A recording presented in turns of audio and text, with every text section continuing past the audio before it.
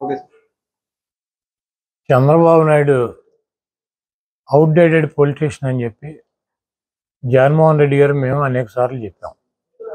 నిన్న చంద్రబాబు నాయుడు పీకేతో సమావేశం అయిందని చెప్పి ప్రశాంత్ కిషోర్ వచ్చాడు. భూమి బద్దలైపోద్ది. ప్రశాంత్ కిషోర్ చంద్రబాబు కలిశారు. 3 గంటలు రూమ్లో కూర్చున్నారు ఇద్దరు. మధ్యలో లోకేష్ లోపలికి బయటికి వెళ్ళి వస్తున్నాడని చెప్పి ఏబిఎన్ రాధాకృష్ణ, ఈటీవీ, మన టీవీ5 బిఆర్ నాయుడు గారు వీళ్ళందరూ కూడా నిన్న సాయంత్రం నుంచి వెనక్కి ముందుకి టీవీలు పగలగొట్టేశారు. ప్రశాంత్ కిషోర్ అనేవాడిని 2014లో మేము వాడేసాం. బుర్రలో గుజ్జంతా కూడా అయిపోయింది. చంద్రబాబు లాగా ఒట్టిపోయిన గీతలాగా ఆయన్ని తీసుకెళ్ళి మళ్ళీ ఇప్పుడు ప్రశాంత్ కిషోర్ని తీసుకెళ్ళి పెట్టుకుని వ్యూహకర్త అంటాడు.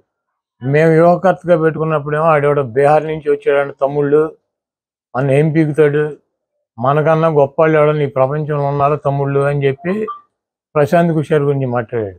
ఇదే రాధాకృష్ణ, ఇదే రామోజీరావు, ఇదే బిఆర్ నాయుడు ఏం చెప్పారు? చంద్రబాబు నాయుడు బాబాయిని చంపటానికి ప్రశాంత్ కిషోర్ ప్లాన్ చేసి ప్రజలను రెచ్చగొట్టి గెలిచాడు. కోడికత్తితో జగన్మోహన్ రెడ్డి గారు పొడిపించుకున్నాడు. వీటన్నిటికి కూడా ప్రశాంత్ కిషోరే ఉన్నాడు అన్నాడు.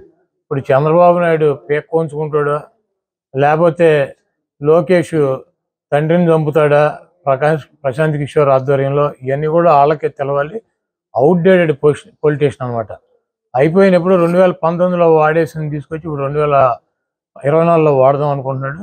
ప్రశాంత్ కిషోర్కి ఐపాక్కి ఏం సంబంధం లేదు. ప్రశాంత్ కిషోర్ వెస్ట్ బెంగాల్ ఎలక్షన్ అయినాక నేను వ్యూహకర్తగా ఉండట్లేదు, నేను తప్పుకున్నాను, నేను ఒక రాజకీయ పార్టీ పెట్టానని చెప్పి బీహార్లో రాజకీయ పార్టీ పెట్టి పాదయాత్ర చేసి ఈరోజు ప్రశాంత్ కిషోర్ మమతా బెనర్జీ మాట్లాడమంటే చంద్రబాబుని ఇండియా కూటమిలో చేరమని చెప్పి అడగటానికి చర్చలు జరపడానికి వచ్చారు.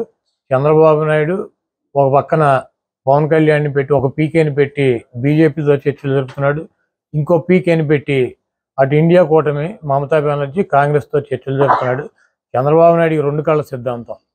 ఎవడు అధికారంలోకి వస్తాడు చంద్రబాబుకి అర్థం కావట్లా. కేంద్రంలో బీజేపీ వస్తుందా కాంగ్రెస్ వస్తుందా ఎవడొస్తాడు అన్నది కన్ఫ్యూజన్లో ఉన్నాడు.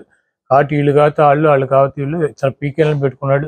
ఒక పీకేనేమో బీజేపీతో మాట్లాడుతూ ఉంటాడు, ఇంకో పీకేనేమో కాంగ్రెస్ ఇండియా కూటమితో మాట్లాడుతూ ఉంటాడు.